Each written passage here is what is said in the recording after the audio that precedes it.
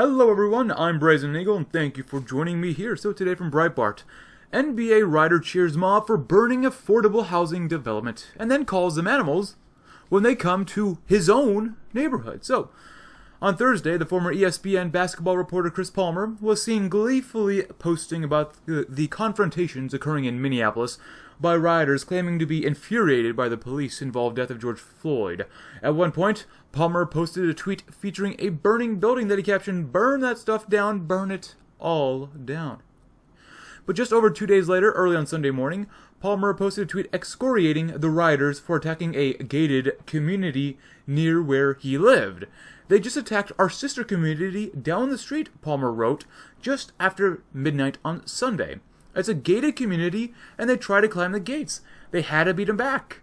Then destroyed a Starbucks and are now in front of my building. Then came the hypocrisy. Get these animals out of my neighborhood. Go back to where you live." It did not take long for the backlash to hit the former sports reporter. He did try to delete the "burn it down" tweet, but instead of a mea culpa, he jumped back to Twitter to defend himself for his odd stance that it is okay to burn the inner city, just not his precious, gated community. First, he tried being a martyr by claiming he was on the front lines. "I took rubber bullets and tear gas yesterday standing on the front lines. I risked my life trying to get pictures and video.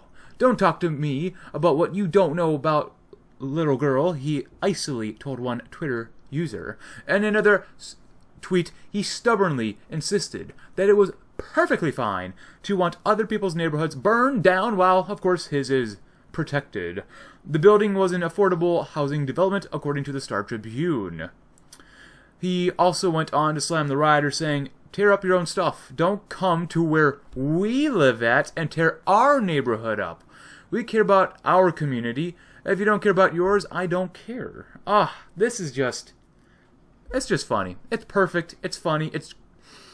Chris Palmer, I have no idea really who you are, but I love what you did. I think it's great. It's almost as if he considers himself an elitist or social supremacist and doesn't realize that he and his community are just as targetable as anyone else around. Oh, wait. Yeah, he actually does live in a gated community. He is prime target. But you know what? I don't know about you, but that sounds awfully privileged if you ask me. Who lives in a gated community? I don't. Regardless, though, to be honest with you guys, I was going to make a video about the whole Minneapolis riots and the riots in other cities. I had it made, but I was getting late to it, and the video did not turn out the way I wanted it to. Frankly, these riots have spread out of control. Even on the first day, it spread out of control. The Minneapolis riots should have been squashed on the very first day. The mayor of Minneapolis and the governor of Minnesota are spineless individuals that have failed their people and America. They had the power, and technically they still have the power, to contain at least their own riots. But you know what? They chose not to. They wanted to blame someone else. They've allowed businesses, private property, low-income housing, libraries, and more get looted and burned because they chose to do nothing. And regarding protesters and rioters, you know, some protesters are actually being peaceful, which is good. They have a right to, and they do have a just cause. However, and this is a huge however, these rioters deserve nothing but a violent end. You know, if I was mayor or governor of any city with rioting, you know, anywhere across the nation really, I would have held a conference, you know, a press conference, to lay out a few things. Most notably, first of all, protesters have a right to protest peacefully.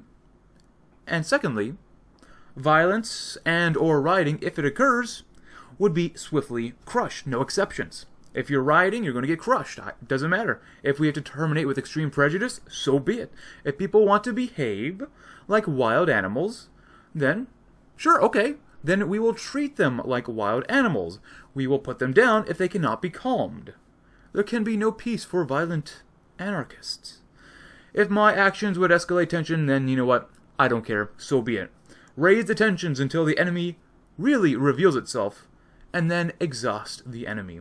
That's how you win conflicts and wars. You must exhaust your enemies to beat them. But not just on Breitbart here, but I've noticed, like on social media, especially on Facebook, I've seen some people, pretty much some white progressives and leftists, go completely berserk. It's incredible seeing how fast these people reveal themselves and lurch extremely far to the left. They applaud this violence. They love the looting and the rioting in the name of social justice. They claim that police are only there to kill black people. You can't trust police officers. They're calling them piggies, but they don't complain or mention how the police can and have been brutal to other races. Has anyone here heard of Kelly Thomas? This was from 2011. No mention of his violent death back then 9 years ago. These same white progressives and leftists, and even other leftists, they don't have to be white, whatever, they don't care if the police are violent towards whites, or probably even Asians. They'll probably care if they're violent towards Hispanics and blacks, but they don't care if whites are being beaten by the police. These progressives, these white progressives and leftists, they welcome this violence. And some are even calling it the next American Revolution. But you know what? Maybe that's something we can agree upon. I hope that these rioters just keep pushing and keep coming and destroying things and trying to start a civil war, because the longer we wait, the weaker we become. It's just a matter of time. Let them reveal themselves. Let them come to the suburbs and see what happens if they do that. The suburbs and the rural communities across the nation won't tolerate this. I guarantee you. But regardless, like I said earlier, I created another video for this, but with so much going on, it's hard to put everything into a single video and try to touch every single point that I want to touch. Anyways, thank you very much for watching. I'm Brazen Eagle, and I hope you have a great, safe day.